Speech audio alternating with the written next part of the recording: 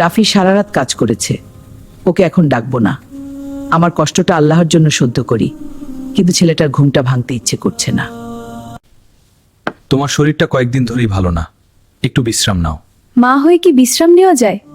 ছেলে খেয়ে না গেলে আমার মনই ভরে না। বাবা, 2 মিনিট বসে নাস্তা করে যা। খালি পেটে বের হলে আমার খুব চিন্তা হয়।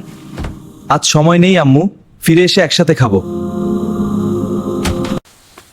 আল্লাহ আমার ছেলেটাকে নিরাপদে রাখবেন।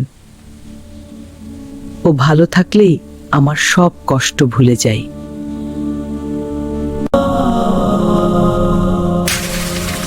কি হলো? তোমার শরীর এত ঠান্ডা কেন? দাঁড়াও, আমি এখনই রাফিকে ফোন করছি, আর দেরি করা যাবে না। রাফি, তোর আম্মুর শরীরটা খুব খারাপ। বাবা, যত তাড়াতাড়ি পারিস বাড়ি আয়, উনি শুধু তোর কথাই বলছেন। আব্বু, আমি এখনই বের হচ্ছি।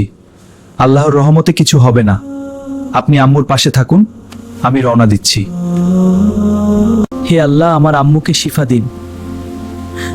আমি আর কখনো তার কথা অবহেলা করব না, শুধু একবার তার হাসিটা আবার দেখতে চাই। ওর আব্বু রাফি কি আসছে?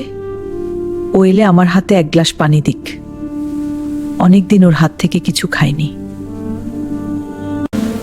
আম্মু, আমি চলে এসেছি, আপনি শুধু অপেক্ষা করুন। আজ আমি নিজের আপনাকে পানি খাওয়াবো ইনশাআল্লাহ। আম্মু, আমি চলে এসেছি, আপনি শুধু অপেক্ষা করুন। আজ আমি নিজের হাতে আপনাকে পানি খাওয়াবো ইনশাআল্লাহ।